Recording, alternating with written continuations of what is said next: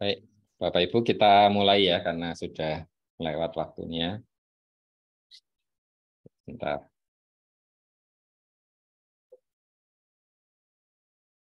Oke. Oke, selamat sore Bapak Ibu. Yang saya hormati, selamat jumpa lagi di FGD Korika Transportasi Logistik. Yang kita ada acara FGD yang sangat menarik, di mana kita saling bisa sharing informasi-informasi terbaru tentang seputar bidang transportasi logistik, baik dari sisi keilmuan maupun praktisi bisnis. Kami juga mengundang Bapak Ibu untuk bisa gabung di WA Group kita di Korika Transportasi Bisnis. Nah, pada hari ini kita kedatangan dua pembicara yang sangat berpengalaman sekali di bidang transportasi logistik. Kita akan bagi pertemuan kita hari ini di 3 sesi. Jadi yang pertama akan diisi oleh Pak Ivan Kristianto Singge. Kemudian kita akan sambung ke sesi kedua dengan Pak Bagus Darmawan. Terus kemudian di sesi ketiga kita baru akan sesi tanya jawab. Jadi langsung ke tanya jawab kedua pembicara. Itu kira-kira Bapak Ibu susunan acara hari ini. Kita fleksibel aja, jadi santai gitu ya. Kita sharing-sharing. Oke, mungkin saya mulai aja Bapak Ibu. Kita akan mendengarkan Pak Ivan Kristianto Singge, PhD. Nah, Pak Ivan ini saat ini menjabat dosen di Prodi Teknik Industri Universitas Surabaya atau kita sebut UBAYA. Nah, ini beliau juga sekaligus Direktur of Education and Expertise Department di The Association of Indonesian Researcher in South Korea. Mau panjang gitu ya. Kalau singkatannya bagus ini, API gitu ya. Nah, ini setelah lulus dari program doktoral di Busan ya Pak bacanya ya, Busan National University. Beliau banyak penelitian di bidang transportasi logistik, baik dalam kegiatan Research Assistant Professor, terus kemudian ada juga Postdoctoral Research di Korea. Nah, banyak paper yang dipublikasikan, contohnya di bidang Vehicle Routing Problem, Container Terminal Logistik, Agricultural Drone Zoning, wah keren loh gitu ya, dan masih banyak lagi. Oke, itu aja mungkin kalau dibaca semua besok besok ini ya. Oke, baik tanpa memperpanjang lagi, mari kita sambut Pak Ivan Kristianto Singge. Silakan Pak Ivan untuk bisa memaparkan materinya. Terima kasih Pak Andreas. Selamat sore Bapak Ibu. Sekali lagi terima kasih kesempatannya Pak Ahmad Mubarak, Pak Andreas, dan pengurus Korika untuk diskusi hari ini. Sebetulnya saya juga sedang belajar AI, jadi nanti mohon bantuannya untuk diskusi. Kalau ada yang kurang tepat diperbaiki, kalau ada masukan juga tolong disampaikan. Hari ini saya akan eh, sharing tentang paper yang saya baca, judulnya Integration of Machine Learning and Simulation for Dynamic Rescheduling in Truck Appointment System. Jadi sebetulnya di Ubaya Teknik Industri kami sedang ada kerjasama dengan Badan Riset dan Inovasi Nasional. Salah satu topik risetnya Truck Appointment System.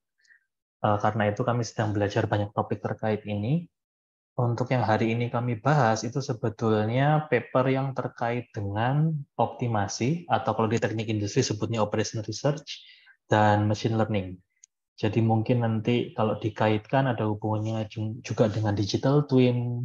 Jadi kondisi real di terminal peti kemas itu diambil informasinya dengan sensor.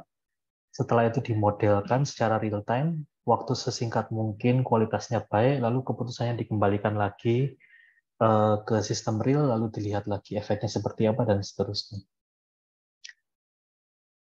Ini beberapa informasi tambahan tentang CV, kalau ingin dilihat bisa dilihat di link di kiri atas, dan email saya silahkan dihubungi kalau diperlukan. Topik riset saya, kalau boleh perkenalan sedikit, saya ke arah sistem produksi dan logistik. Jadi sebetulnya fokus utamanya ke optimasi, tapi kira-kira mulai 3 tahun lalu mulai kolaborasikan optimasinya dengan machine learning. Metodenya nanti bisa dilihat di sebelah kiri bawah juga. Karena hari ini kita bicara tentang machine learning di terminal peti kemas, saya ingin memperkenalkan beberapa praktek smart port yang ada di dunia. Saya ambil informasinya dari salah satu website untuk gambaran saja secara umum perkembangannya sudah seperti apa. Ini yang di Montreal, yang dilakukan adalah mereka coba memprediksi truck turnaround time. Jadi truck turnaround time itu adalah kalau truk masuk ke pintu gerbangnya terminal peti kemas, itu mulai dihitung waktunya, dia melakukan pengiriman atau pengambilan kontainer, sampai akhirnya keluar dari gate lagi, itu jadi truck turnaround time. Terminal peti kemas itu sudah punya standarnya. Jadi operasi yang efisien, yang baik, itu maksimal berapa nilainya. Karena itu nilai ini jadi ukuran yang penting. Nah, di Montreal ini bisa diprediksi nilainya dengan data-data yang mereka dapatkan dari sensor dan seterusnya. Dan tentunya nanti kalau around time-nya pendek, artinya kan lama truk ada di terminal pendek sehingga kemacetannya juga berkurang dan diobservasi secara real time. Yang di bagian kiri bawah kemarin waktu kasusnya COVID itu juga menggunakan machine learning untuk coba menganalisa pergerakan kapal dan seterusnya. Yang di sebelah kanan ini mungkin yang di computer science tentu sudah berkembang sangat baik. Jadi data video, kamera itu dianalisa secara langsung, menghitung jumlah orang, menghitung jumlah kendaraan sehingga bisa tahu kemacetannya seperti apa di terminal. Kalau dianalisa lebih lanjut, kalau kita tahu titik-titik penting di terminal peti kemas, nanti kita bisa modelkan pergerakan truk, lalu penjadwalnya seperti apa, supaya daerah-daerah yang macet itu bisa terurai dan aliran kontainernya lebih baik. Ini yang di Montreal, selanjutnya ini yang di Antwerp, itu untuk predictive maintenance, jadi sensor itu dipasang di alat-alat, lalu seharusnya bisa dibedakan kalau operasional yang normal, operasional yang bermasalah, dibandingkan datanya, dikumpulkan, lalu di training machine learning-nya, sehingga ketika di running ada pola yang sesuai dengan kondisi rusak, berarti kan bisa lakukan maintenance. Kira-kira seperti itu. Dan sampai yang di kanan bawah, sampai ada remote driving, itu juga sudah sampai uh, mulai di mulai dilihat kemungkinan pelaksanaannya. Yang contoh yang terakhir sebelum masuk ke materi, ini di Awake AI, ini lebih terkait yang saya sampaikan digital twin tadi. Pertama yang di sebelah kanan atas, jadi smartphone itu digunakan sebanyak mungkin untuk mengumpulkan data, misalnya posisi supir truk dan seterusnya, juga menyampaikan informasi secara real time kepada setiap operator yang ada di alatnya maupun di kendaraan truknya. Yang di sebelah kiri bawah yang tadi saya sampaikan, jadi simulasi itu dijalankan secara bersama-sama secara real time sambil kita menjalankan sistem secara realnya. Jadi tentunya simulasinya harus pendek dan dilakukan terus secara iteratif sehingga sistemnya keputusannya akan selalu baik. Karena ya pada dasarnya kan kalau waktunya pendek kita bisa memprediksi apa yang akan terjadi beberapa hari atau beberapa jam ke depan dengan simulasi sehingga keputusan yang dibuat secara real time baik. Itu pendahuluannya. Kalau yang hari ini saya ingin ajak kita diskusi bersama-sama adalah ya paper ini dipublikasikan di Jurnal Simulation Modeling Practice and Theory. Kalau di bidang teknik industri, jurnal yang cukup baik. Linknya ada di sebelah paling bawah. Bapak Ibu bisa lihat nanti kalau perlu. Secara umum, kalau kita lihat pergerakan kontainer di terminal peti kemas, itu kalau di sebelah kanan itu ada pintu gerbangnya. Jadi asumsikan pintu gerbang dan pintu gerbang masuk dan pintu gerbang keluarnya sama. Truk dari luar itu jadi customer pesan barang dari supplier misalnya. Maka supplier nanti dia akan sewa truk dari trucking company. Trucking company itu akan bawa kontainer ukuran 20 atau 40 feet misalnya, lalu masuk ke gerbang terminal peti kemas ini. Yang dilakukan adalah kontainer ditaruh di area penumpukan di sini. Nantinya akan naik ke kapal, Tetapi karena kontainer yang dinaikkan ke kapal itu banyak, maka kontainer itu secara sedikit demi sedikit dikumpulkan dulu di sini, lalu menyesuaikan dengan jadwal kedatangan kapal. Ketika kapalnya datang, nanti kontainer langsung dinaikkan. Truk yang bawa kontainer ke area storage area itu disebutnya external truck, sedangkan external truck itu yang dimiliki oleh trucking company. Jadi perusahaan di luar terminal peti kemas yang mengoperasikannya beda. Sedangkan kalau truk yang menghubungkan antara storage area dengan kapal itu adalah internal truck, biasanya yang dikelola oleh pengelola terminal peti kemasnya. Itu aliran untuk loading kontainer ke kapal. Sebaliknya ada aliran unloading. Berarti kapal datang, lalu diturunkan ke storage area, lalu secara bertahap external truck datang untuk mengambil barang. Nah, isu yang dibahas hari ini itu fokusnya ke jadwal truk, kedatangan truk. Jadi eh, di Indonesia juga tidak semua pelabuhan sudah menerapkan truck appointment system. Sejauh yang kami tahu di Jakarta itu sudah menerapkan. Termasuk yang di area Surabaya itu sedang ingin mengevaluasi beberapa alternatif yang bisa dilakukan untuk menerapkan truck appointment system. Jadi, tapi kalau nggak salah, yang pertama disebutkan di papernya itu di Long Beach, Amerika. Jadi sudah diterapkan di sana dan memang hasilnya baik. Yang dilakukan adalah, maaf, kalau sebelum ada truck appointment system, yang terjadi adalah truk datang kapanpun. Sehingga kalau datangnya kapanpun kan bisa jadi macet. Waktu tertentu datangnya banyak sekali, antrian di gate-nya tinggi, lalu kerjanya crane-crane di area storage itu juga akan numpuk di waktu tertentu. Sehingga yang diusulkan di paper ini adalah menjadwalkan. Jadi truk itu diatur kedatangannya, dibuat rata setiap waktu sehingga nggak macet. Kira-kira seperti itu. Untuk informasi lebih lanjut tentang alat-alat dan operasi yang dilakukan di terminal peti kemas, bisa lihat file yang pernah kami rangkum waktu S3 dulu di bagian bawah, bisa di-download. Lalu tadi sudah disampaikan kalau truknya sudah datang, naruh kontainernya di storage yard, itu sebetulnya akan butuh alat yang namanya yard crane. Jadi yard crane sendiri itu terbatas, misalnya ada beberapa truk yang ngantri ingin ambil atau taruh kontainer, maka yard crane-nya kan harus dijadwalkan juga. Lalu tadi setelah dari yard crane, kalau kapalnya sudah datang, maka kita harus pindahkan kontainernya dengan internal truck ke arah kapal. Di sini ada key crane. Jadi key crane juga kapasitasnya terbatas dan seterusnya. Jadi yang kita bisa lihat di sini adalah ada banyak sekali proses transfer kontainer antar alat. Contohnya dari truk ke yard crane, lalu ke storage yard, lalu diambil lagi oleh yard crane, dipindahkan internal truck dan ke key crane.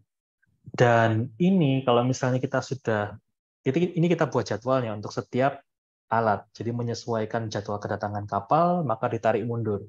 Kapan truknya harus datang. Kira-kira seperti itu yang dilakukan supaya kalau semuanya tepat waktu kerjanya, maka alirannya akan lancar. Tapi tentunya prakteknya akan ada kemungkinan ada gangguan. Kalau di internalnya terminal peti kemas sendiri cenderung lebih mudah dikendalikan karena mereka punya software terminal operating system, jadwalnya sudah terintegrasi, malah di beberapa pelabuhan kan alatnya sudah otomatis seperti terminal Teluk Lamong. Tapi kalau untuk eksternal truck ini salah satu yang variasinya sangat tinggi karena kan melibatkan pihak eksternal juga masih manual, sangat tergantung dari kebiasaan atau kecepatan supir dan seterusnya. Ya, jadi karena itu truk itu harus datang tepat waktu. Kalau truknya tidak datang tepat waktu, datangnya lebih awal atau lebih terlambat, maka yang terjadi adalah kontainernya nanti numpuknya juga terlambat bisa, kapalnya terlambat berangkat juga bisa, atau kalau datangnya lebih awal, kejadiannya adalah kita sudah jadwalkan supaya nggak macet di waktu tertentu, tapi karena datangnya lebih cepat, maka tetap bisa macet di waktu yang lebih awal itu tadi ya. Karena itu truk perlu datang tepat waktu, dan itu yang mendasari kenapa truck appointment system diperlukan. Jadi pada dasarnya adalah janjian antara truk company dengan terminal peti kemas untuk menentukan kapan truknya harus masuk. Ini beberapa contoh, saya ambil gambarnya dari jurnal yang open access supaya bisa dilihat dan digunakan dengan bebas. Ini contoh kasusnya, misalnya perusahaan trucking company-nya itu minta ngirim kontainernya itu jam 5 sore. Karena kan mereka juga ada truknya tertentu, terbatas, mereka ada demand yang mereka harus penuhi, jadi mereka melakukan penjadwalan sendiri, optimalnya bilangnya jam 5 harus sampai. Lalu terminal operator itu memeriksa kalau jam 5 itu misalnya di daerah gerbang masuknya dan di area penumpukan kontainernya, termasuk yard crane-nya, itu sibuk atau enggak. Setelah dianalisa, ternyata macet misalnya, maka keputusannya adalah bukan jam 5, tapi jadinya jam 7. Itu yang disampaikan dan itu yang harus dipenuhi bersama-sama. Ini contoh analisanya sebelum dan sesudah menerapkan truck appointment system. Kalau yang sebelum itu bisa terlihat seperti ini, ada fluktuasi. Artinya kalau misal yang tinggi ini kan berarti jumlah truk yang datang sangat banyak, bisa jadi melebihi kapasitas yang ada, jadi truknya harus ngantri. Ngantri itu kalau disambungkan dengan environment indicator itu juga bahas CO2-nya tinggi karena emisinya jalan terus. Kalau kita sudah janjian, yang dilakukan adalah pada dasarnya waktu-waktu yang sudah banyak truknya itu di, tidak boleh ada appointment yang baru di situ. Jadi diatur sehingga bisa rata seperti yang biru ini nanti. Nah, di paper ini konsep utamanya adalah penggabungan beberapa metode. Yang pertama menggunakan sensor atau IoT itu untuk mengumpulkan informasi. Informasi yang dikumpulkan di sini adalah posisi truk. Sehingga informasi truk posisinya di mana diketahui, maka nanti bisa diprediksi datang ke terminalnya terlambat atau tidak. Nah, itu disambungkan dengan machine learning. Jadi datangnya terlambat atau tidak itu menjadi hasil prediksinya. Lalu itu berdasarkan data, bisa dikumpulkan berdasarkan data, lalu juga dites dengan simulasi. Sebetulnya simulasi bisa digunakan juga untuk generate datanya ataupun mengetes model machine learning-nya. Lalu yang terakhir disambungkan dengan truck appointment rescheduling. Jadi kalau misalnya ternyata harusnya 2 jam lagi datang, tapi ternyata jaraknya masih 3 jam, maka di reschedule. Di reschedule itu nanti mereka akan mempertimbangkan kapasitasnya terminal peti kemas. Kalau memang dimundur sejam masih cukup kapasitasnya, maka diatur seperti itu. Tapi kalau tidak, maka akan dimundurkan. Lagi cari waktu terdekat, tapi yang kapasitasnya masih mencukupi. Kira-kira seperti itu. Jadi kalau dilihat gambarnya, supir truk itu akan punya GPS, sehingga posisinya truk dan kapan dia sampai bisa dianalisa, bisa diprediksi. Lalu, ya tadi saya sudah sampaikan tentang simulasinya juga.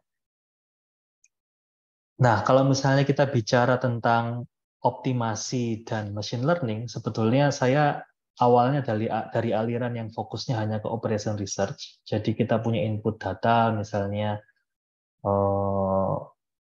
ya kapasitas alatnya seperti apa, lalu dengan info seperti itu kita jadwalkan kedatangan truk misalnya.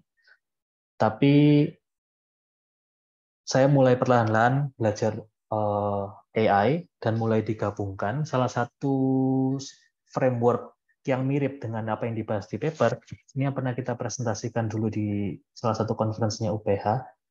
Jadi input datanya itu kita ambil dari kasus real, kita punya input data, kita punya output data, seperti yang di paper juga. Nanti dicari keterkaitan antar datanya. Setelah itu, intinya kita bisa dapat hasil prediksinya yang menjadi input untuk optimasi. Jadi waktu kita melakukan optimasi, kalau di teknik industri yang biasa itu dengan metode model matematis dan seterusnya, tapi sebetulnya ini juga bisa dikombinasikan dengan AI. Jadi untuk mempercepat komputasinya, lalu operator mana yang kinerjanya lebih baik, itu semua bisa dinilai juga dengan AI. Yang mungkin sering dibahas juga reinforcement learning itu salah satunya. Dan ya, akhirnya pengambilan keputusan secara real time yang tadi sudah kita bahas. Di paper ini yang dikumpulkan datanya adalah ETT disebutnya. ETT itu adalah Estimated Travel Time. Jadi tadi di truck appointment system, tracking company dengan pihak terminalnya sudah janjian. Misalnya jam 5 sore harus datang. Kalau jam 5 sore harus datang, maka akan dilakukan pengukuran ETT 1 jam sebelum jam 5, 2 jam sebelumnya, 3 jam sebelumnya, dan 4 jam sebelumnya. Artinya yang dilakukan adalah 4 jam sebelumnya itu dilihat apakah betul memang dia kurang 4 jam lagi nyampe. Prakteknya kan bisa lebih cepat, bisa lebih lama. Kalau memang lebih lama, maka logikanya kan kalau sangat lama sekali berarti akan terlambat. Kira-kira seperti itu. Tapi lamanya selama apa? Apakah kalau terlambatnya 30 menit, apakah akan terlambat sampainya atau enggak? Tapi kalau misalnya terlambatnya lebih dari 5 jam, kan kemungkinan besar terlambat misalnya. Itu yang akan dianalisa dengan machine learning. Ini input datanya. Lalu, ya yang dilakukan sebetulnya tadi kan ETT-nya ada 1-4. Tapi waktu di paper ini, dia coba, ini yang ideal, memprediksi dengan 4 nilai tadi. Jadi ada ETT 4 jam sebelum appointment, 3 jam sebelum, 2 jam sebelum, 1 jam sebelum. Ini ada 4 jenis data. Input dipakai untuk memprediksi apakah truknya akan datang on time. On time itu berarti pada time window yang ditetapkan. Time window itu biasanya antara misalnya jam 5 sampai jam 6. Boleh datangnya di rentang itu. Kalau datangnya di rentang itu, maka disebutnya on schedule. Kalau datangnya sebelum time window itu disebutnya early, kalau setelah itu berarti late. Nah, di paper ini adalah menggunakan 4 jenis input. Ini adalah satu desain eksperimennya. Yang lain adalah hanya menggunakan 4 jam sebelumnya, hanya menggunakan 4 jam dan 3 jam sebelumnya, lalu menggunakan 4, 3, dan 2 jam sebelumnya. Nanti ada hasil eksperimennya. Kalau kurang jelas nanti silakan tanyakan lagi Bapak Ibu. Jadi tadi selain memprediksi juga memilih mana kombinasi yang diperlukan. Tentunya kalau input datanya semakin banyak, bisa jadi prediksinya semakin baik, tapi harus diuji, tapi waktu komputasinya mungkin lebih panjang, dan seterusnya. Dicari mana yang paling baik. Metode untuk prediksinya menggunakan decision tree. Jadi contoh kasusnya adalah seperti yang tadi disampaikan di bagian bawah, bisa kelihatan hasil truknya itu akan datang terlambat, datang lebih awal, atau on schedule yang paling kanan. Jadi contoh yang paling atas, kalau misalnya ETT 4, itu lebih dari 18.000 detik seharusnya. Kalau nilainya lebih besar dari itu, maka pasti akan terlambat, karena terlambatnya sekali. Tapi kalau nilai ETT 4 jam sebelumnya itu kurang dari 18.000, maka akan dicek lagi ETT-nya, ETT 4 ini kurang dari sekian atau enggak. Kalau kurang dari sekian, berarti nanti akan early, karena kan lebih cepat daripada ETT yang seharusnya. Tapi kalau enggak, dicek lagi dan seterusnya, sampai bisa dapat keputusannya. Ini hasil perbandingan yang dilakukan. Di paper tidak disebutkan langsung desain parameter decision tree dan seterusnya. Termasuk saya juga nanti di bagian diskusi mempertanyakan mengapa decision tree yang dipakai dan seterusnya. Tapi kalau dari hasil pengolahan mereka dengan decision tree yang dipilih, itu akurasinya paling baik ketika menggunakan 4 data tadi. Simulasi yang mereka gunakan itu adalah simulasi Simmer dengan R, bahasa pemrograman R, lalu mereka lakukan replikasinya sebanyak 20 kali untuk memastikan bahwa errornya kecil. Lalu mereka juga menguji beberapa skenario. Jadi ceritanya kalau misalnya truknya itu terlambat datang di pintu gerbang, kalau dibiarkan masuk maka akan macet. Tapi kalau misalnya dibiarkan nunggu di gerbang juga akan macet, karena kan yang lain tidak bisa datang.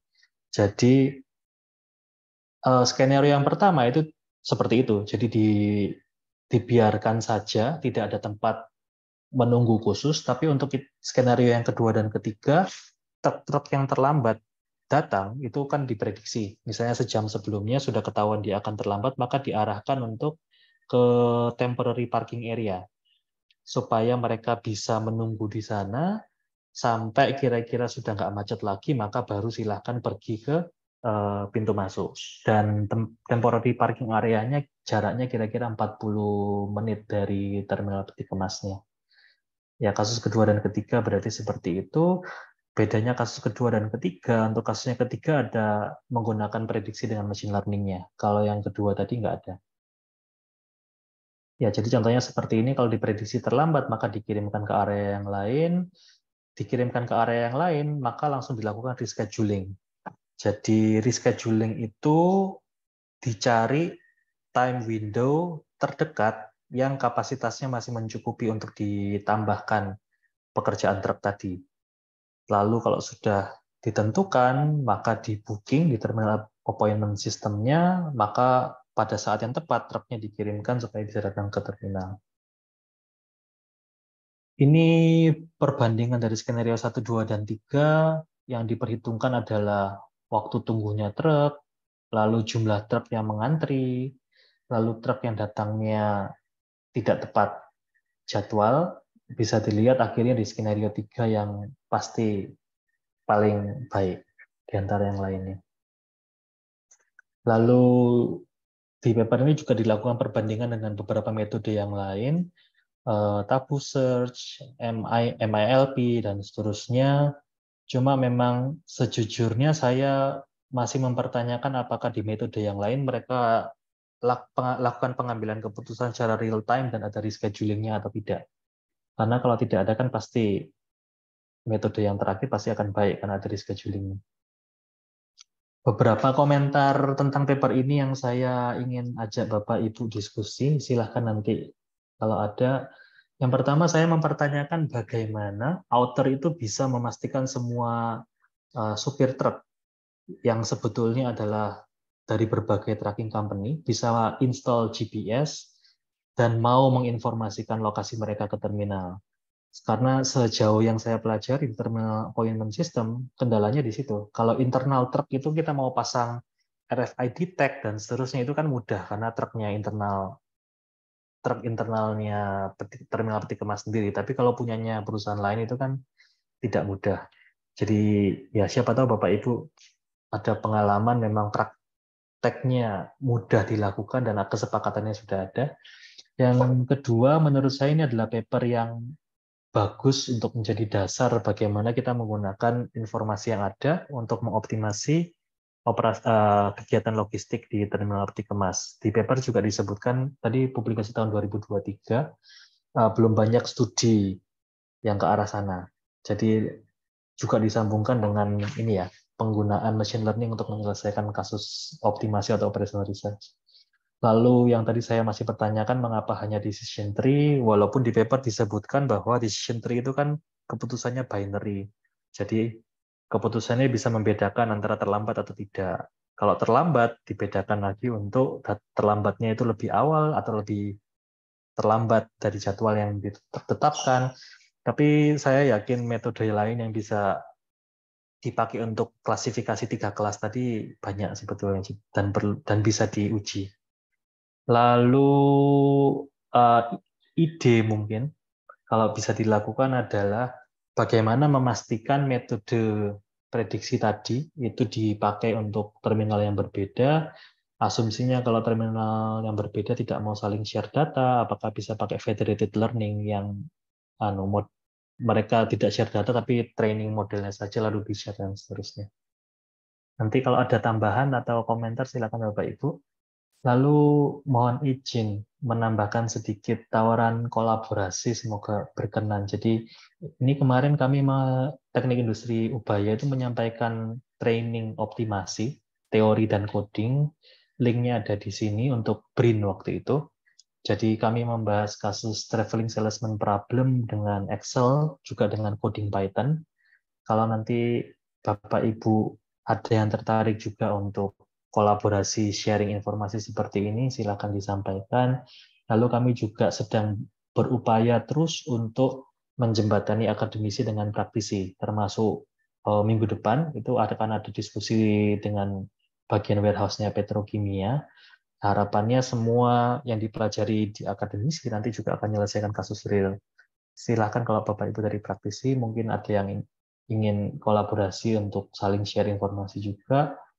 Lalu ini yang sempat kami lakukan dengan beberapa institusi yang lain, dengan BRIN yang tadi saya sudah sampaikan, kita sedang riset di terminal peti kemas di area Surabaya, salah satunya tentang truck appointment system. Kalau mungkin dari universitas atau dari perusahaan ada yang ingin bekerjasama juga, kami terbuka. Semoga kami bisa ikut belajar bersama. Lalu ini yang sedang kami lakukan untuk mempersiapkan mahasiswa di Teknik Industri Ubaya untuk bisa berpartisipasi dalam kegiatan riset yang kami tawarkan untuk kerjasama dengan Bapak Ibu. Ada coding camp, mempelajari dasarnya Python dan beberapa metode optimasi, dihadiri mahasiswa S2 dan S3 kemarin, dan juga di kelas data science kami, itu mahasiswa selain belajar metode-metode termasuk decision tree dan seterusnya, mereka juga pakai metodenya untuk menyelesaikan kasus real. Ya, dan tentunya juga kami ajak teman-teman di sini untuk kita belajar nulis paper dan ikut ke conference. Nanti kalau ada yang ingin dikolaborasikan silahkan. Ini tambahan saja beberapa coding yang saya suka buat, saya rangkum di sini, siapa tahu bermanfaat. Kami bisa dihubungi di sini. Sekian Bapak Ibu, kurang lebihnya kami mohon maaf. Terima kasih.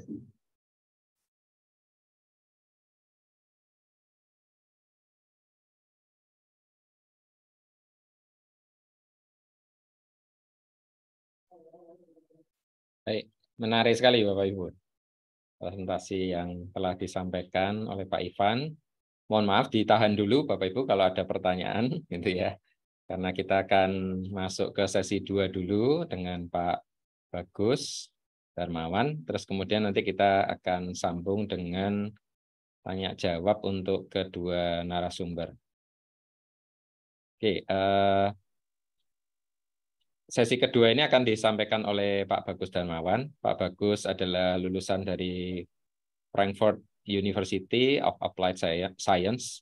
Beliau adalah co-founder dari Carlo ID yang bergerak di bidang integrasi teknologi ekosistem logistik, sehingga mengolah proses logistik perusahaan dengan lebih mudah dan lebih efisien.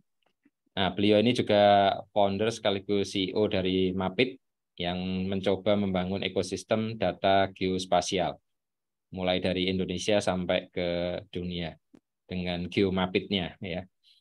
Oke, nah ini beliau ini jadi praktisi gitu ya, yang sudah banyak berkecimpung di bidang transportasi logistik. Baik, Bapak Ibu, tanpa memperpanjang waktu lagi, mari kita sambut Pak Bagus Darmawan. Silakan Pak Bagus untuk dapat memaparkan materinya. Nanti share-nya dari saya itu ya. Baik, selamat siang semuanya. Assalamualaikum warahmatullahi wabarakatuh. Semoga sehat selalu. Mungkin mohon izin Pak Andreas untuk di-share slide-nya.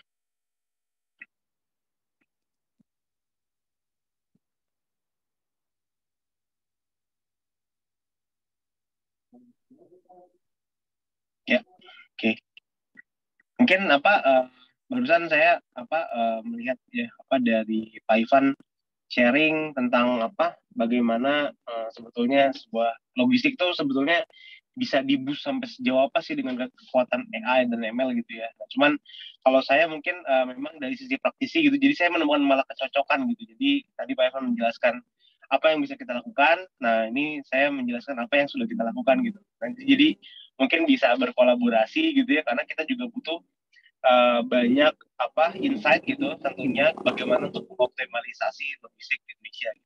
Nah, izin next slide Pak Andreas. Mungkin izin perkenalkan, jadi saya Bagus Darmawan. Nah, dulu saya memang spesialisasinya di bidang data lokasi ya. Jadi kuliah saya itu geoinformatik gitu, dan di Indonesia sekarang sudah umum ya, namanya geomatika gitu. Geomatika itu kurang lebih ya sebuah jurusan yang di situ mendalami tentang bagaimana kita mengolah data lokasi gitu. Nah, waktu saya pulang ke Indonesia pada saat itu saya melihat bahwa di Indonesia ini kendala dalam peta gitu tuh masih sulit banget untuk kita dapatkan datanya gitu. Jadi kalaupun untuk bisa mendapatkannya itu effortnya cukup besar gitu. Mesti ketemu si A, si B, si C kayak gitu. Dan source yang online pun juga waktu itu memang masih sulit gitu. Sekarang sebenarnya sudah ada peningkatan gitu, tapi tetap masih belum terintegrasi. Nah, lalu setahun setelah saya mengembangkan Mapit, di situ saya ada rekan juga dari Jerman juga gitu, dan dia punya punya visi gitu ya, ingin sebetulnya menyatukan ekosistem logistik Indonesia gitu. Tapi gimana caranya, tentu aja dengan mengintegrasikan gitu stakeholder-stakeholder yang terkait, dan disitulah mulailah kita mengembangkan Karlo. Nah, mungkin kalau dari Bapak Ibu yang ada yang ingin kolaborasi atau diskusi, monggo buat connect ke LinkedIn saya, Bagus Darmawan, nanti kita bisa ngobrol lebih lanjut. Nah, mungkin izin next Pak. Ya, jadi mungkin saya mungkin kalau misalkan menyampaikan dari sisi logistik, saya bukan pakarnya terus terang gitu, tapi kalau foundernya Carlo itu pakarnya gitu. Jadi saya menyampaikannya pure bener-bener dari bagaimana geospasial itu bisa enhance gitu ya logistik di Indonesia gitu. Jadi mungkin nanti saya akan sedikit menjelaskan tentang apa itu location intelligence gitu ya, dan apa kaitannya dengan logistik gitu. Terus apa sih geospasial dalam logistik itu, dan apa sih sebetulnya yang saya rasakan ya, kondisi di mana ketika sebuah logistik itu sudah intelligence enough gitu untuk mereka mengoperasikan gitu. Dan apa sih sebenarnya tantangan-tantangan yang pernah kita dapatkan di luar sana gitu. Dan pengalamannya menurut saya selama 3 tahun itu cukup menarik gitu. Jadi saya udah pergi ke perusahaan BUMN, ke perusahaan swasta dengan challenge berbeda-beda, dan itu menurut saya hal yang sangat menarik sih gitu. Lalu berikutnya saya juga izin menceritakan gitu tentang apa sih sebetulnya menjadi features atau menjadi masa depan trends dari logistiknya, dan bagaimana opportunity dari sisi bisnis gitu ya. Oke, next Pak. Nah, mungkin kalau kita ngelihat gambar di sebelah kanan itu, kalau kita masih melihat satu garis gitu ya, jadi satu garis mungkin dari truknya, lalu ke satu warehouse, itu mungkin masih mudah ya, atau misalkan kita asumsinya ada 5 truk yang kita kelola lah gitu, 5 truk udah gitu pergi lalu lalang ke warehouse tertentu, itu juga mungkin masih bisa kita gunakan spreadsheet biasa gitu, atau misalnya koordinasi yang belum terintegrasi gitu. Nah, challenge-nya adalah bagaimana ketika truknya jumlahnya lebih dari 100 gitu, atau 1.000, atau 10.000. Nah, ini tentu aja harus dibantu dengan sebuah sistem gitu, yang sistem itu bisa langsung memberikan informasi atau insight kayak gitu, yang nantinya bisa diproses untuk akhirnya bisa melakukan optimalisasi dari dari proses bisnisnya gitu ya. Nah, di sini sebetulnya location intelligence itu tidak jauh dari business intelligence gitu. Kalau di business intelligence itu basicnya informasi apa yang bisa kita tangkap, lalu kita bisa rubah menjadi optimalisasi bisnis gitu. Nah, hanya location intelligence itu ya menggunakan data lokasi seperti itu. Lalu mohon izin Pak, sebentar saya cek kuota dulu, barusan saya dapat notifikasi kalau kuotanya udah mau habis. Sebentar. Siap-siap.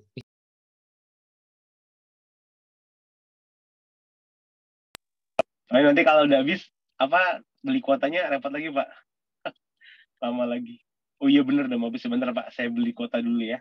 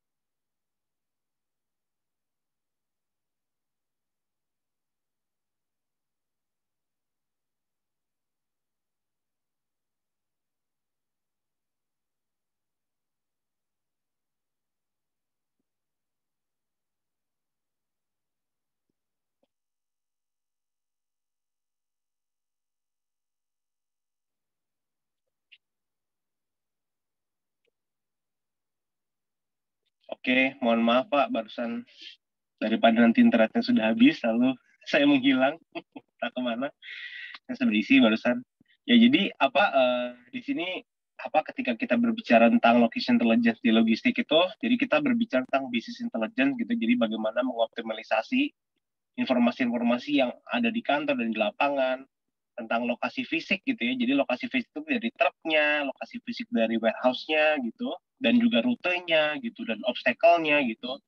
Dengan relasi-relasi yang berbasis spasial atau ruang gitu ya. Jadi berbasis koordinat lah. Kalau misalkan tadi ada berbicara tentang GPS juga gitu.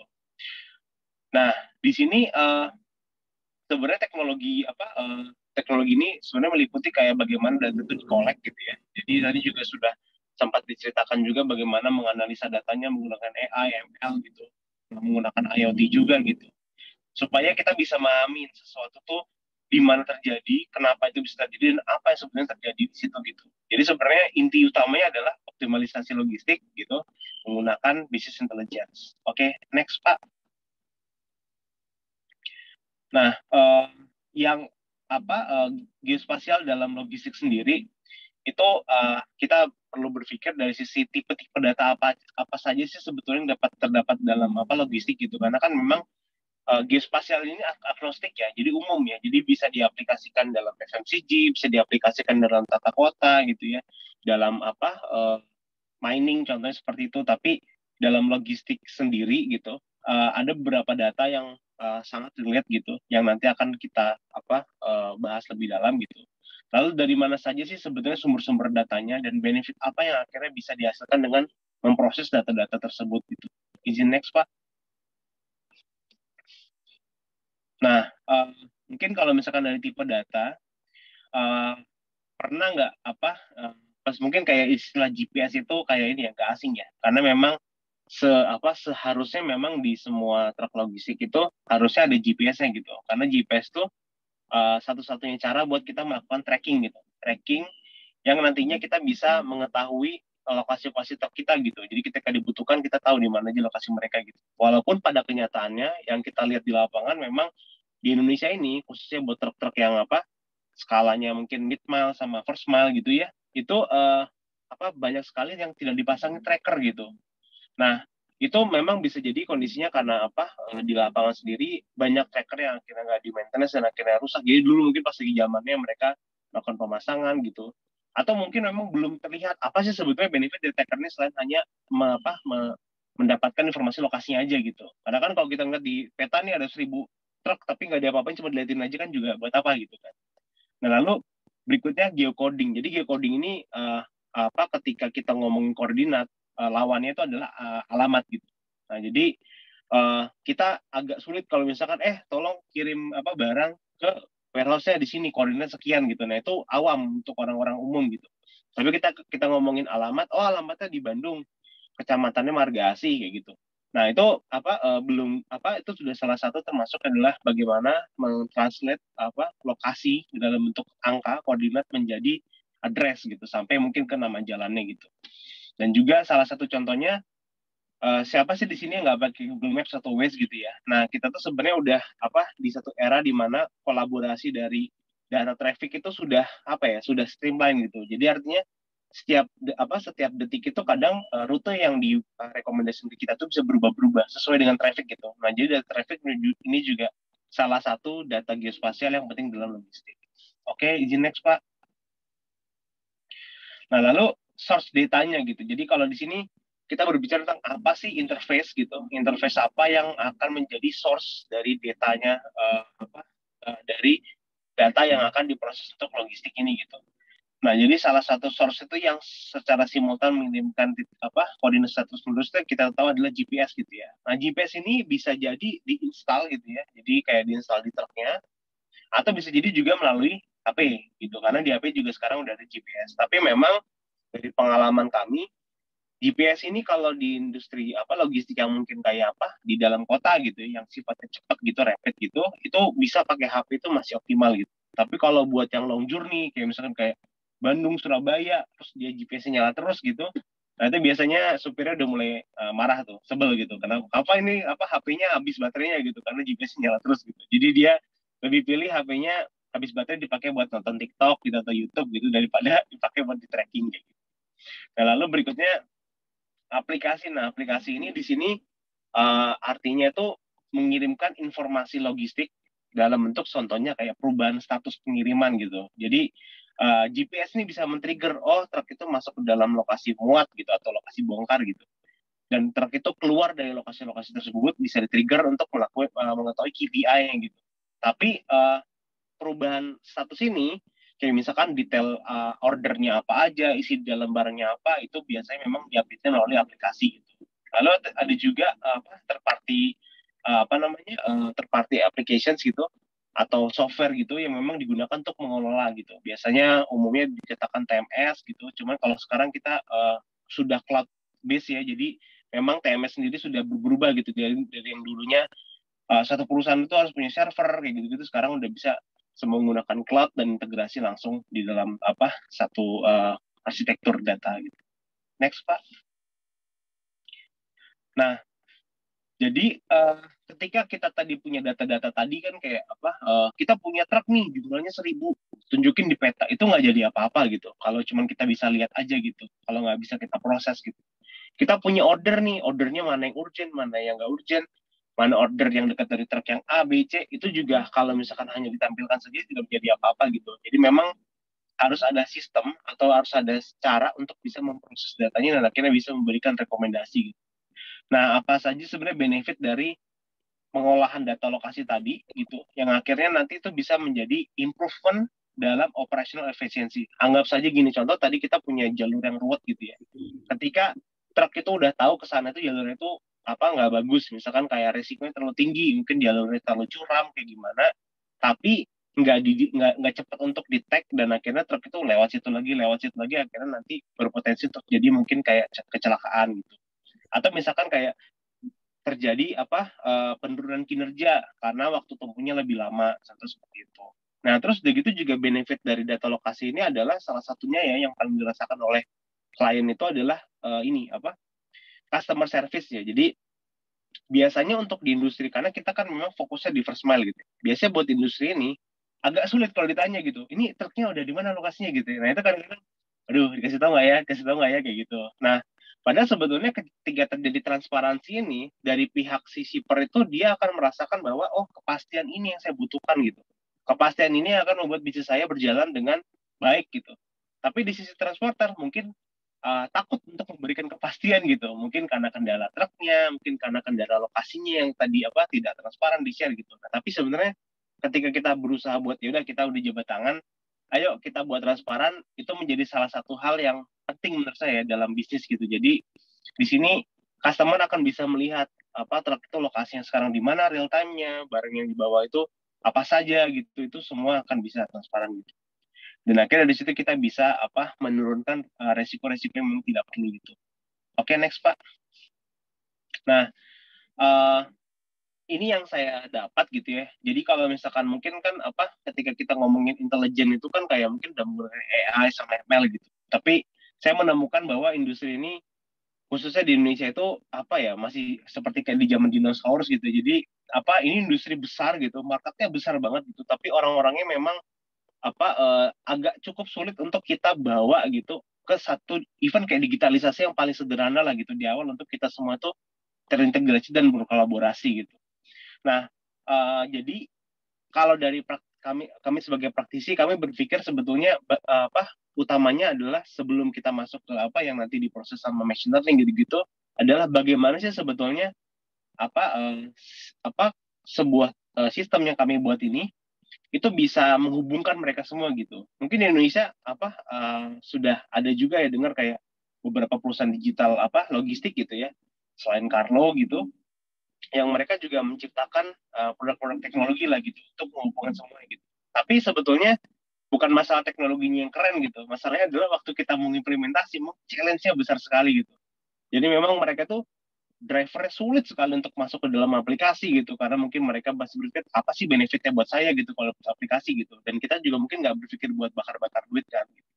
Terus dari sisi shipper sama transporternya, mereka juga wah kita udah punya sistem A, sistem B, sistem C kayak gitu, wah ini perlu investasi panjang gitu. Jadi sebetulnya kami juga menemukan banyak sekali challenge gitu. Tapi itu dia. Jadi kita melihat apa yang sebetulnya jadi permasalahan di market dulu gitu sebelum kita berpikir terlalu jauh. Basicnya kita coba buat solving permasalahan yang sekarang itu apa sudah eksis gitu. Nah, contohnya adalah untuk routing sama scheduling gitu. Nah, ini sebetulnya kadang-kala itu seringkali kayak nggak match lah gitu. Jadi shippernya misalkan kayak gini, kayak transporter bilang, iya Pak, truknya sudah dekat gitu. Padahal sebetulnya truknya masih jauh gitu. Terus kayak gitu, wah hari ini saya minta tolong saya besok tolong dischedulein datang 7 truk lagi gitu. Ternyata yang datang cuma 3 truk kayak gitu. Nah, itu hal kayak gitu tuh kan memang tidak transparansi, itu akhirnya terjadi kerugian untuk shipper tentunya gitu. Nah, lalu buat truk sendiri kan sebenarnya inventory ini salah satu hal yang penting ya gitu, baik untuk shipper juga gitu. Karena apa? Karena memang disitulah mereka bisa tahu hal manajemen dari masing-masing truknya gitu.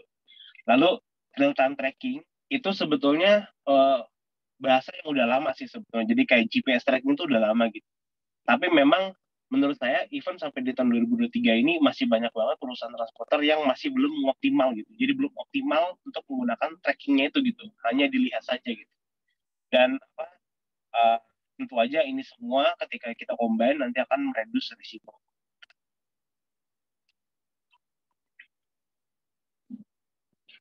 Oke Pak, next maaf Pak. Nah jadi kalau misalkan dari sisi platform sendiri, kami mungkin konsep dasarnya adalah ekosistem logistik gitu. Nah kita fokusnya di first mile gitu. Nah di first mile ini kami berkolaborasi dengan beberapa perusahaan beberapa perusahaan transporter gitu yang di Indonesia cukup besar juga gitu. Dia melihat bahwa kualitas yang selama ini diberikan kepada customer itu karena mereka tuh salah satunya adalah menggunakan teknologi gitu. Nah, cuman mereka waktu itu masih parsial gitu, jadi belum terhubung sama si shipper. Jadi di situ kami membuat platform yang menghubungkan antar transporter ini sama shippernya gitu.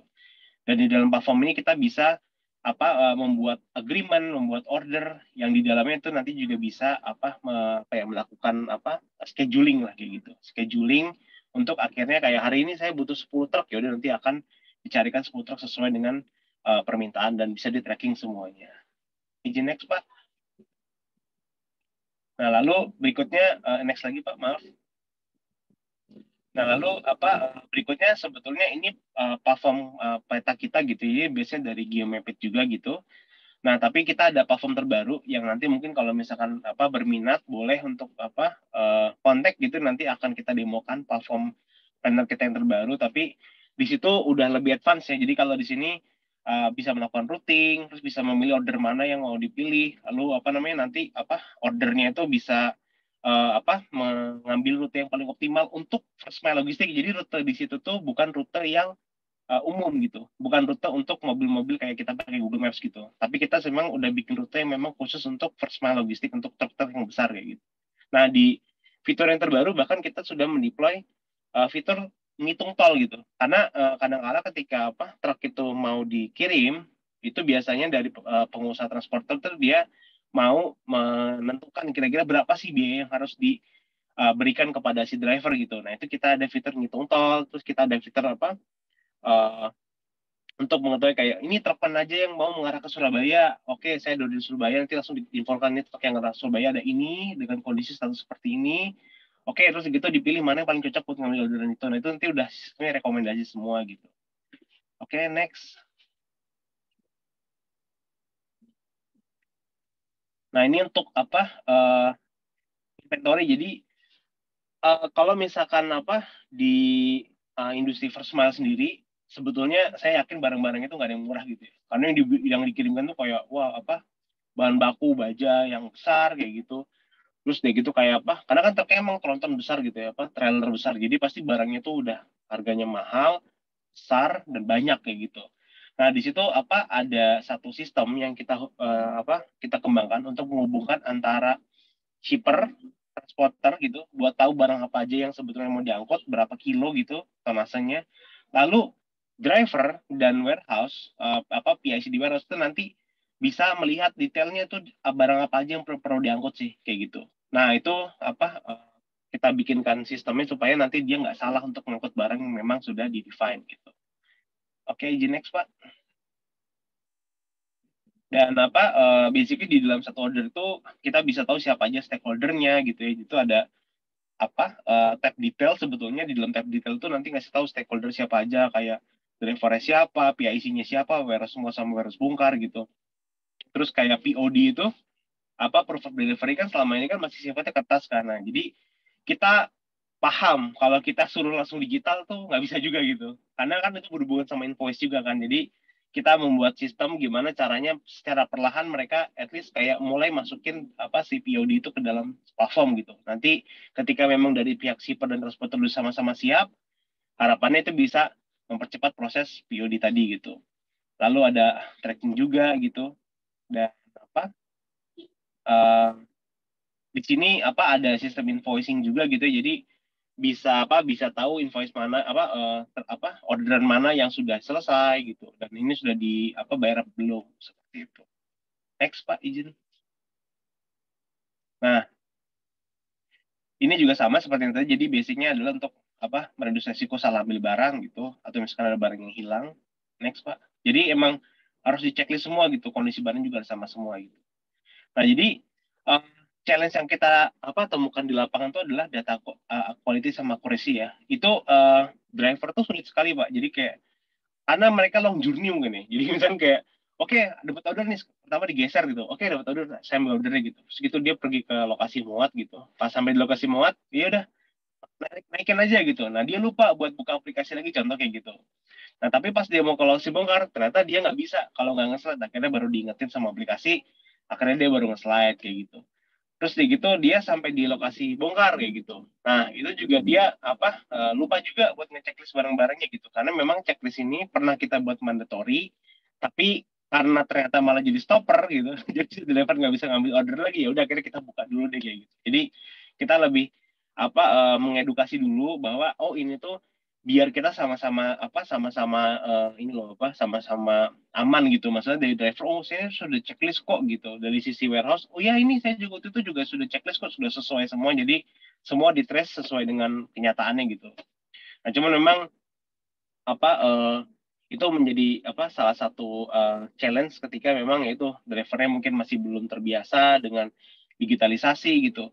Terus dari sisi apa alat juga, misalkan kita pasang tracker banyak sekali juga kayak tracker-tracker yang apa sudah, yang kita kan sebenarnya kan masang tracker juga di truk-truk gitu ya. Jadi sering kita nemuin truk yang sudah ada trackernya sebetulnya, tapi kondisi sudah mati gitu. Jadi mungkin nggak di maintenance kayak gitu-gitu, itu salah satu obstacle juga. Lalu berikutnya juga ketika kita nggak menggunakan tracker tapi menggunakan aplikasi, otomatis itu juga ada masalah juga karena aplikasi nggak bisa apa ini apa nggak bisa mungkin kayak apa secara terus menerus lagi gitu, karena memang eh, kadang HP itu ya dari sisi baterainya ada kendala kayak gitu. Lalu juga misalkan kayak ini ya, salah satu permasalahannya adalah dari sisi apa warehouse gitu. Jadi kalau di kita ini warehouse tuh sebetulnya harus latitude longitude karena itu dikalkulasikan rutenya gitu. Nah, kadang-kadang itu kayak misalkan ini, wah pokoknya ke Bandung gitu. Padahal Bandung kan gede ya. Atau misalnya ke Jakarta lebih parah lagi, gede. Jakarta dari tengah ke ujung aja bisa makan 3 jam sendiri gitu. Nah itu hal-hal yang mungkin kayak apa ya di apa mereka masih belum terbiasa dengan sesuatu yang detail banget gitu. Tapi ya itu mereka memang butuh proses untuk ke arah sana gitu. Jadi makanya memang kita biasanya kita ajak, ayo semua data kamu sini saya coba kelola, kita coba cek, oh namanya PT ini, berarti akhirnya kita geocode semua, akhirnya kita dapatlah koordinatnya kayak gitu. Itu kita juga bantu juga buat nge-cleansing data juga gitu.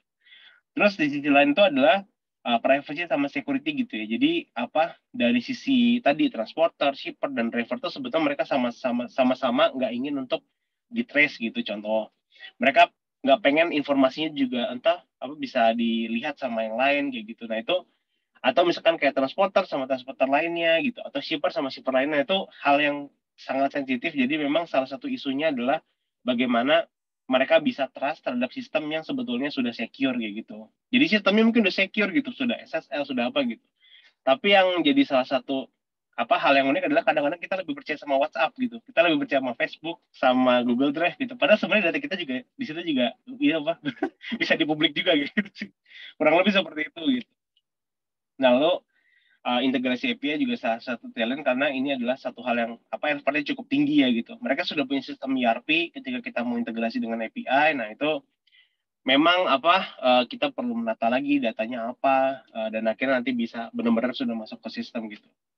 Dari pengalaman kita integrasi API itu mungkin paling cepat dengan industri yang logistik sekarang tuh 1 tahun tuh paling cepat. Bagus kalau bisa jadi 1 tahun gitu. Kalau misalkan awalnya sih janjinya 3 bulan gitu, tapi setelah dilihat wah ini kayaknya nggak mungkin kayak gitu. Jadi memang challenge-nya masih cukup besar, cuman saya rasa ini sesuatu yang bisa kita solving bareng-bareng gitu. Oke, next Pak. Nah mungkin kalau misalkan ini kita berandai-andai gitu ya, sebenarnya kan kalau kita ngeliat kiblat kita kan sebenarnya Barat ya, karena Barat memang kan dari sisi teknologi mereka sudah lebih advance ya. Jadi maksudnya bukan sebatas untuk kita masih berpikir ini akan seperti ini gitu, mereka sebenarnya sudah mengimplementasikan gitu. Mungkin karena memang dari unit economics yang mereka bagus gitu, jadi industri logistiknya utility-nya tinggi, terus kayak gitu mereka juga bayarannya bagus, akhirnya menyebabkan mereka bisa investasi tinggi di bidang teknologi gitu. Karena teknologi kita ketahui sebuah hal yang memang investasinya itu pasti tidak kecil kayak gitu. Nah, mengenai IoT, semua truk-truk itu sudah dipasangin tracker, itu sebenarnya sudah umum kalau di Barat ya.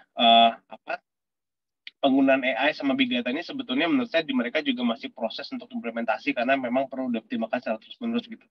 Cuman salah satu pelopor yang merubah sistem autopilot dari mobil sendiri, Tesla itu sebenarnya kan dia bisa dibilang bukan perusahaan autocar ya kalau menurut saya. Jadi dia kedoknya adalah perusahaan industri otomobil gitu. Tapi sebenarnya mereka tuh data gitu. Karena mereka itu mobilnya itu semua collecting data gitu. Yang data itu akhirnya mereka gunakan untuk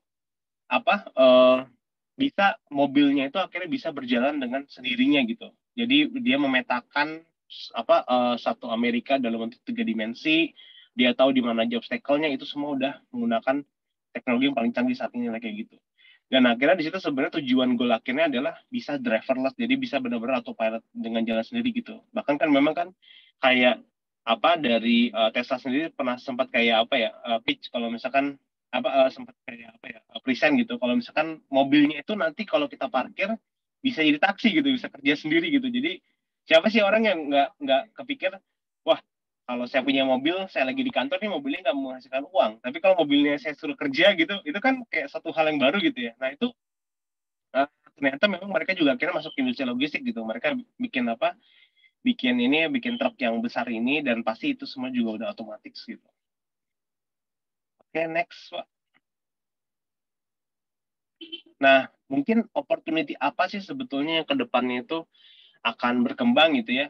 Sebenarnya di Indonesia ini sudah cukup sudah cukup terlihat ada beberapa opportunity yang memang sudah diambil oleh pemain-pemain yang sekarang sudah berkembang juga gitu ya. Ada dari startup, ada yang dari perusahaan yang sudah besar dan mereka bikin satu terobosan baru, inovasi lah kayak gitu.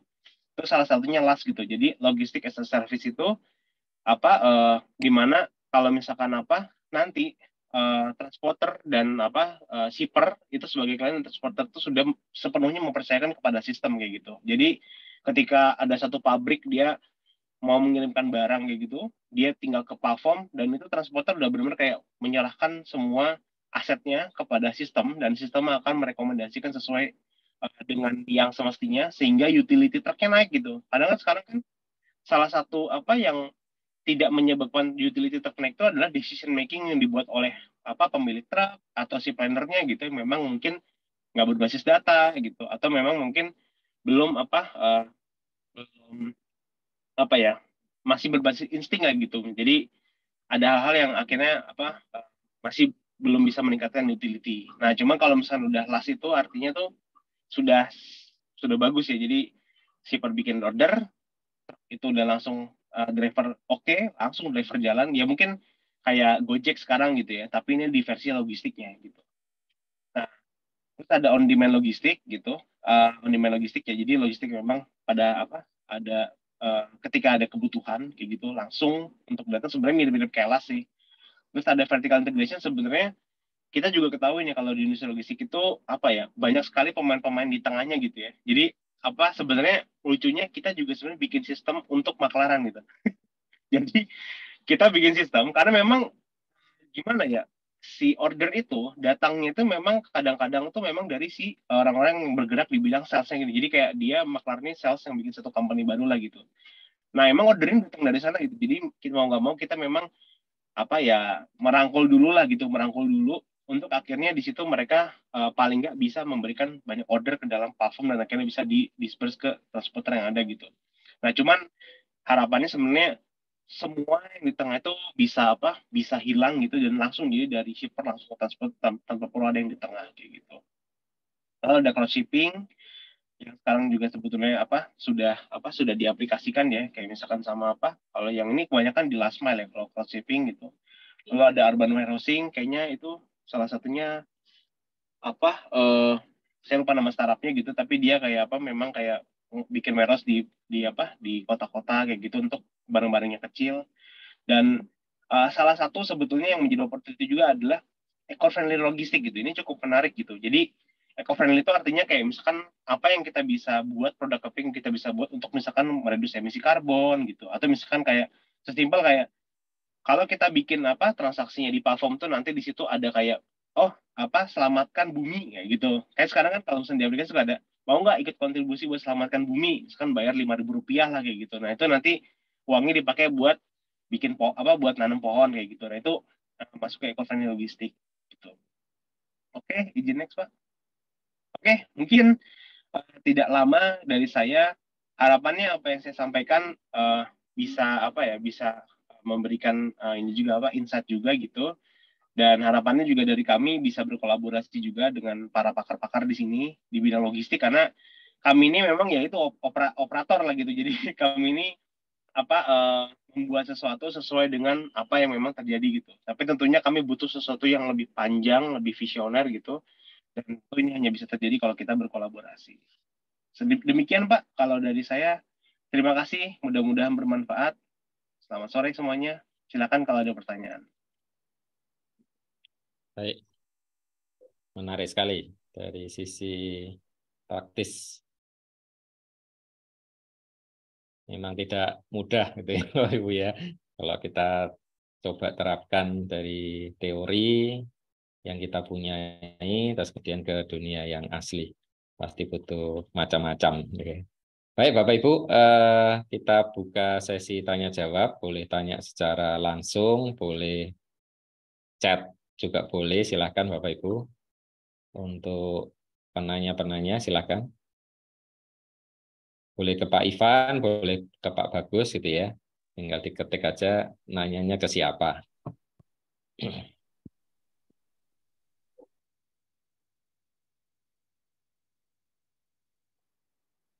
Pak Mubarak rasanya mau tanya ini.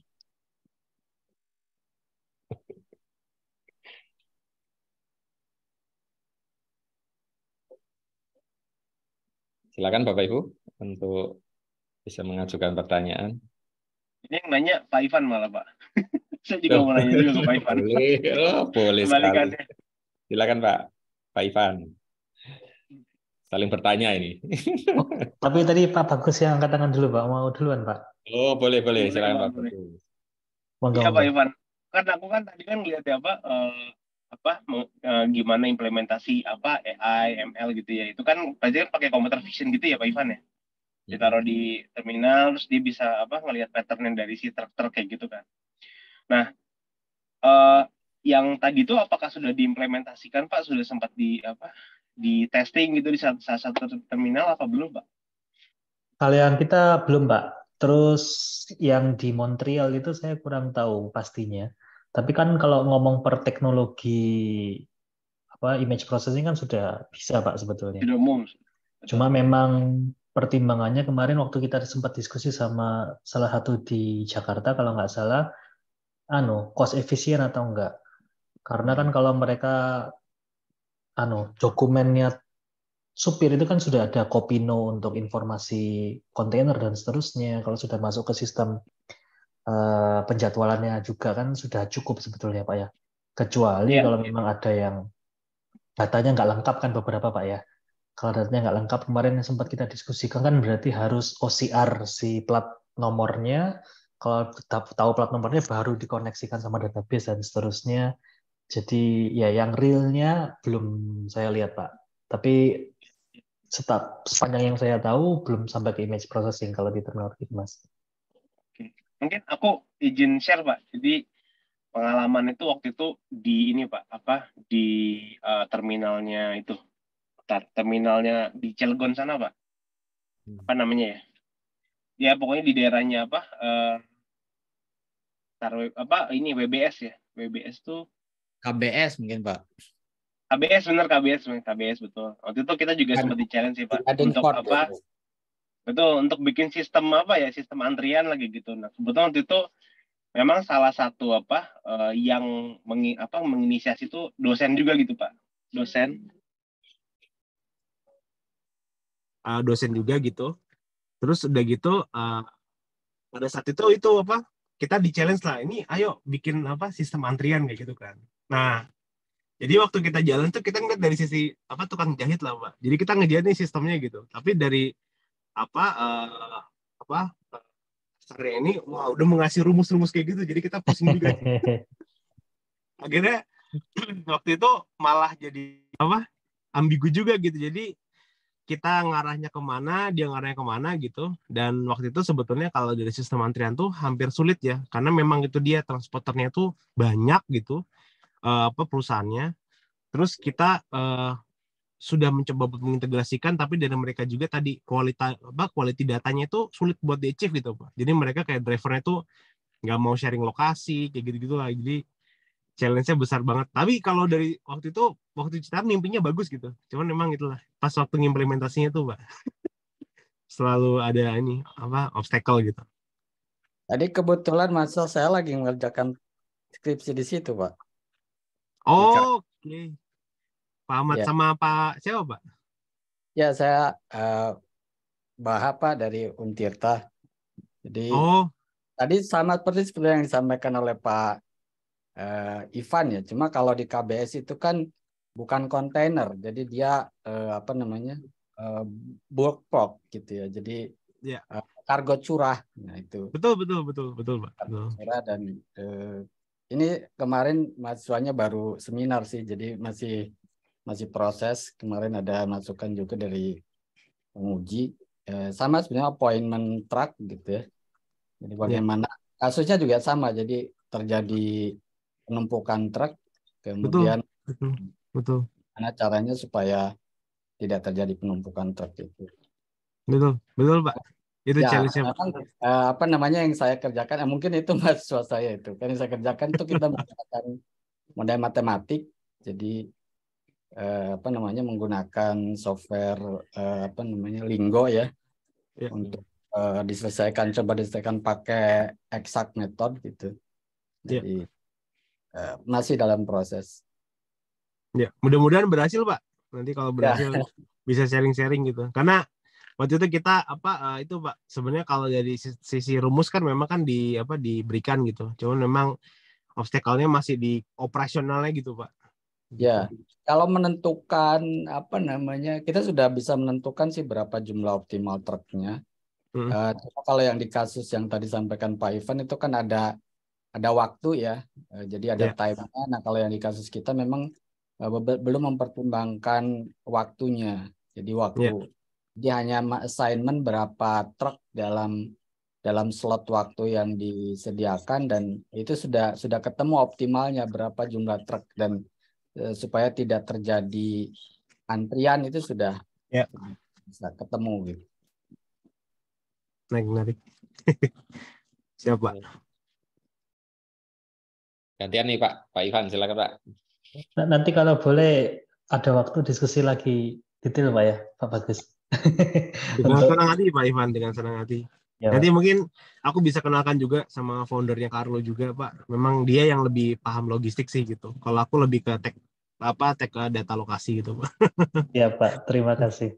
Sama titip Pak Ahmad Mubarak sama Pak Andreas. Pak Ahmad Bahaudin langsung untuk sesi selanjutnya Pak ya. Mohon pencerahannya Pak. Tolong rumusnya di spill gitu ya. Tadi ada Pak Wira, sudah Pak Ahmad sekarang. Wah, ini seru ini. Izin Pak Andreas. Monggo, Ya Pak, monggo. silakan Pak. Assalamualaikum, selamat sore Pak Andreas, Pak Ivan, juga Pak Bagus.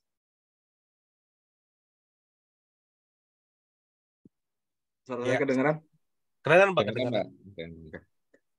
Pak. Sekalian ini nih, Pak Bagus ya, juga Mas Pak Ivan nih. Trouble kita paling dasar itu kan GPS ya. Nah itu udah saya bolak-balik antar lintas kementerian. Kebetulan saya sekarang posisi di Dishub. Kita tuh butuh regulasi sebenarnya. Regulasi yang bisa mendasari bahwa setiap perusahaan ataupun port dimanapun berada itu mewajibkan gitu. Selama ini kan kita produksi otomotif di Indonesia itu nggak ada gitu regulasi yang membawahi itu. Jadi selama ini ya perusahaan itu buang-buang uang, kata Pak Bagus itu benar gitu. Lokasinya di lapangan itu. Jadi makanya ini saya juga ke depannya nih ya, kemungkinan setahun ke depan saya akan mencoba menarik mti.co.id. Itu ada organisasi masyarakat transportasi Indonesia. Nah, kemungkinan mereka kan saat ini sudah berjalan 6 tahun ya. Udah duluan nih di Indonesia bersama Kemenhub. Nah, biasanya mereka itu membuat analisa atau kajian untuk kebijakan publik. Nah, jadi mudah-mudahan lah ke depannya, kalau bisa nih dalam waktu kita rentang 1 tahun ini, kita coba gitu narik MTI agar bisa membuat regulasi gitu. Dengan ide dari kita gitu. Rencananya saya ke depannya seperti itu gitu Pak. Ya soalnya saya cukup lama lah gitu kan pindah-pindah. Apalagi dulu di kementerian saya kan PNS. Namanya PNS kan siap ditempatkan di mana aja ya Pak ya. Saya home base dulu di Politeknik Negeri Padang, Universitas Negeri Andalas. 12 tahun. Sudah itu saya pindah ke Jakarta, ke Kemenristek. Ya begitu gitu kendalanya kita kalau misalnya di akademisi sehebat apapun kita gitu. Tapi untuk penerapannya di lapangan itu sama sekali susah gitu. Nabrak birokrasi itu luar biasa gitu. Jadi sekarang saya udah di bawah nih posisi, udah turun ke daerah tingkat 2. Ini loh realnya kita di lapangan itu. Bo ya kementerian itu ke depannya bisa gimana gitu. Ngambil data dari bawah itu seperti apa gitu. Jadi kita butuh regulasinya sebenarnya. Ya, saya mohon juga kepada bapak-bapak sekalian, pemateri ataupun maupun Pak Bagus, semangat terus lah gitu, jangan patah semangat. Urusan birokrasi nanti saya coba gitu. Udah saya ini juga gitu, kepahaman gimana caranya gitu untuk ngumpulin para menteri ini ya ribet gitu. Jujur Pak. Ya Iya kalau Bang. misalnya di Padang gitu kan, saya dulu di Padang gitu kan Sumatera Barat. Jadi kita punya Teluk Bayor ya. Saya tahu persis gitu. Teluk Bayor itu kan semen pertama. Yang kedua batu bara. Itu pot luar biasa gitu. Terus juga di Batam gitu kan. Saya dekat ke Batam. Saya bolak-balik di Batam padahal itu pelabuhan internasional. Tapi kenapa gitu? Kendalanya seluruh Indonesia tuh sama, jujur saya bilang. Dan Mas Ivan baru sekarang mau coba ya. Pak Ivan itu mencoba di Surabaya. Ya terima kasih gitu saya bilang. Ya soalnya Jakarta aja belum gitu loh. Tanjung Priok teh ampun gitu. Jujur saya bilang. Soalnya juga di kementerian itu kan kita punya 3 gitu ya. Perhubungan darat, perhubungan udara, dan perhubungan laut. Antara perhubungan darat dengan laut aja, ini kan di port nih. Darat dan laut. Itu ribet, Pak. Jujur saya ngomong. Jadi ya mudah-mudahan lah dengan ide-ide kita di sini, saya bisa menyampaikan gitu ke kementerian itu seperti apa. Kondisi di lapangan di Dishub itu seperti apa gitu. Soalnya kita pelaksanaan di lapangan itu yang capek gitu. Bener. Setuju Pak, setuju. Jadi mohon dukungannya juga Pak Bagus nih. Sama, jangan saya sampai juga mohon patah dukungannya semangat Pak. ya Pak ya. Ya. Mohon dukungan dari sisi regulasi juga. Iya siap. Oke, Pak Ivan, silakan Pak. Ya, saya mohon arahannya kalau saya Pak Ahmad. Siap. Pak Ivan. Ingin tanya ke Pak Bagus tentang ini Pak. Dulu tuh saya pernah baca tentang tracking company itu mereka bisa share kapasitas truknya. Jadi kan supaya ya yang nggak full loaded itu kan bisa di-sharing sehingga ongkosnya lebih rendah.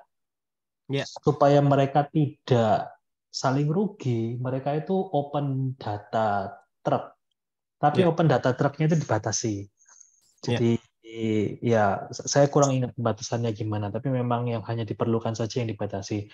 Nah, ingin tanya kalau tadi waktu menyambungkan dari Carlo menyambungkan beberapa ya yang terlibat itu shipper dan seterusnya, apakah memang ada kebijakan juga membatasi jenis data, ada optionnya seperti itu praktisnya atau tidak? Itu yang pertama. Yang kedua, ini kalau boleh tahu saja Pak. Jadi tadi kan masalah instalasi API kalau nggak salah itu setahun. Ya. Kalau dulu waktu saya implementasi coding ke perusahaan di Sideban itu kita menyesuaikan 100% ke sistemnya dia. Jadi start codingnya harus Python, lalu input datanya dia minta JSON, kita pakai itu juga. Nah, kalau di praktisnya kalau di Carlo ada berapa persen yang dari Carlo menyesuaikan ke perusahaan atau perusahaan menyesuaikan ke Carlo? Oke. Lalu sama satu respon lagi Pak, tadi baru ingat. Kalau yang sistem antrian itu sebetulnya bisa kan ada rumus perhitungannya ini ya. Nama antrian. Saya tadi baru ketik. Sebetulnya kan itu kan dari kecepatan kendaraan, kecepatan layanan, itu semua bisa dicek di simulasi. Ya. Simulasi termasuk hitungannya model matematisnya Pak Ahmad Bahaudin tadi kan dimasukkan untuk diuji apakah tepat atau enggak. Terima kasih Pak. Ya. Mungkin apa namanya izin menjelaskan Pak. Jadi kalau misalkan untuk yang truk itu kan memang kan di kita kan direkam semua ya, kayak jenisnya apa, terus kapasitasnya berapa, maksimal loadnya berapa gitu. Nah, memang salah satu yang jadi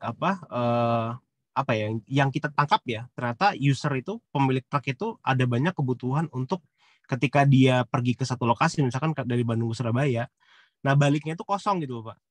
Nah, jadi mungkin kalau first mile itu kan memang barangnya kan satu Pak. Misalkan kayak dari satu shipper gitu, barangnya satu, atau misalkan ngambil dari dua shipper, dari dua warehouse tapi satu shipper gitu.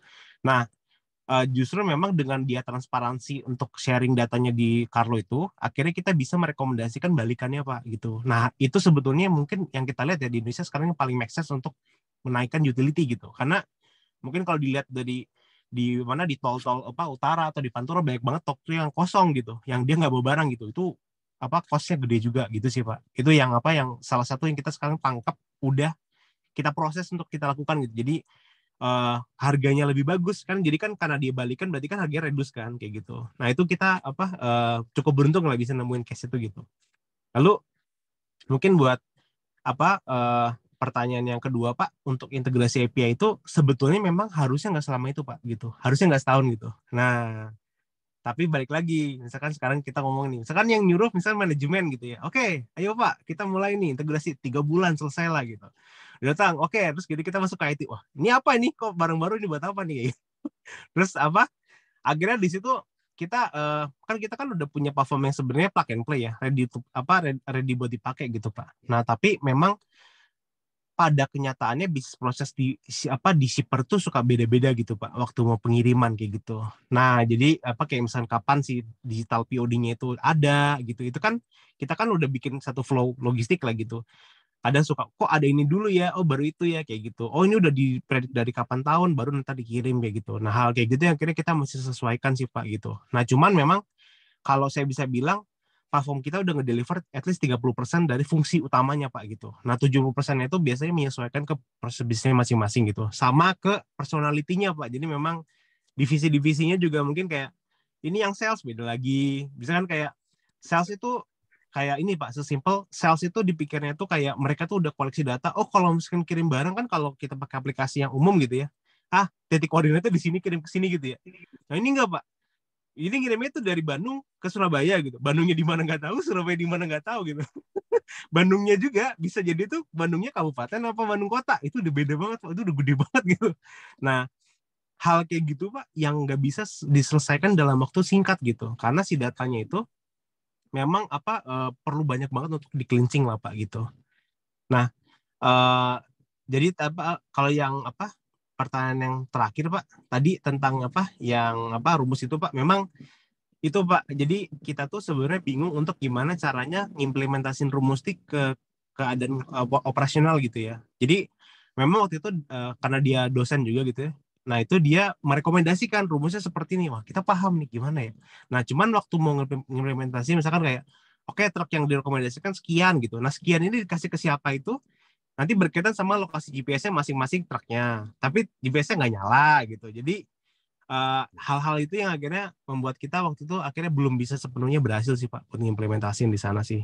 Tapi saya rasa kalau misalkan kita mau menghindari kayak apa ya banyak kecelakaan lalu lintas itu kan karena truk overload kayak gitu kan. Nah itu sebenarnya memang perlu banget regulasi pemerintah ya untuk bagaimana men-streamline semua truk tuh wajib dipasang tracker. Jadi mungkin kalau speednya tiba-tiba lebih dari yang seharusnya itu langsung ke track juga gitu. Karena kita yang menggunakan kendaraan pribadi juga ya ketakutan juga sih Pak kalau dekat sama truk gitu. Padahal kita bisnisnya di truk juga gitu. Kurang lebih kayak gitu Pak. Pak Bagus berarti kalau sudah ngomong arus balik di isi itu berarti kasus kapal yang dari timur ke barat kosong itu juga bisa diatasi Pak ya? Aku mungkin perlu belajar Pak kalau kapal gitu. Tapi kalau misalkan sekarang yang udah proven itu Pak balikan itu kita bisa ngasih rekomendasi karena shipper itu kita udah petakan gitu mana yang timur mana yang barat. Terus mereka kan biasanya kan kayak ngasih order kan klik klik klik gitu masing-masing. Nah, nanti kita lihat truknya retasenya bolak-balik itu gimana buat lebih bisa dapetin balikannya sih Pak kayak gitu. Siap Pak. Keren Pak. Terima kasih Pak. Siap Pak Ivan, sama-sama mudah-mudahan bisa kolaborasi Pak Ivan. Konsolidator ya Pak ya, konsolidator data, Pak. Data tracking. Emang ini Pak, kalau misalkan kan sebenarnya ada program KDRK Pak ya. Ya. Nah, itu sebenarnya bagus banget Pak kalau kita bisa implementasikan karena ini berarti saya juga baru tahu masih dari Pak Mubarak juga ternyata dari pemerintah itu juga challenge juga ya buat bisa mengaplikasi regulasi gitu. Jadi ini harusnya emang kita antara kampus, antara industri, antara pemerintah emang harus kolaborasi Betul, Mas Agus. buat menyelesaikan masalah yang pelik ini Pak gitu. Ya betul Pak. Banyak sih sebetulnya peluang hibah kalau di Kemendristek-Dikti sekarang ya, termasuk ke daerah itu. Kalau memang ini ya bisa nanti dikolaborasikan, memang harus ada dari mitra dari industrinya. Betul.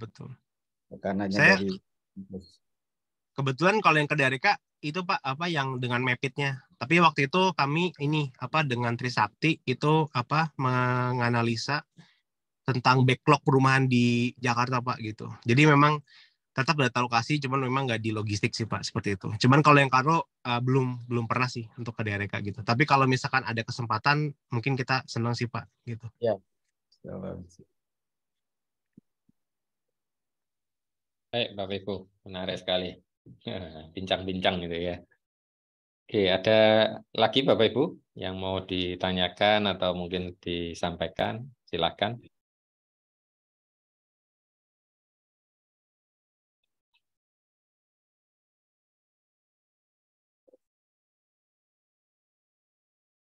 Oke, nanti kontak lagi gitu ya Bapak Ibu ya, kalau ada kebutuhan silakan. Kalau bisa join ke grup Bapak Ibu, silakan. Kita punya grup WA untuk Korika Transportasi Logistik. Jadi nanti kita mungkin sering-sering beginian gitu ya. Tadi sudah nembak, orangnya hilang. Sudah hilang ini. Oke Bapak Ibu. Kalau nggak ada, kita foto ya mungkin Bapak Ibu ya. Ini nggak ada ibunya ya, Bapak-Bapak semua. Mungkin bisa on cam untuk saya capture. Oke. Ya, oke, senyumnya yang manis. 1, 2, 3. Oke, terima kasih Bapak Ibu untuk kesempatan sore ini. Kita ketemu lagi di waktu dan lain kesempatan. Oh, itu ada chat WA-nya sudah disampaikan. Bisa join Bapak Ibu. Silakan. Oke. Oke, sampai jumpa di lain kesempatan. Terima kasih Pak Ivan dan Pak Bagus atas kesempatannya, atas ilmu dan pengalaman yang diberikan. Oke, terima kasih. Pak Mubarak bisa closing. Pantun mungkin Pak. Oke, terima kasih Bapak Ibu. Oke. Terima kasih semuanya. Terima kasih Bapak. Masih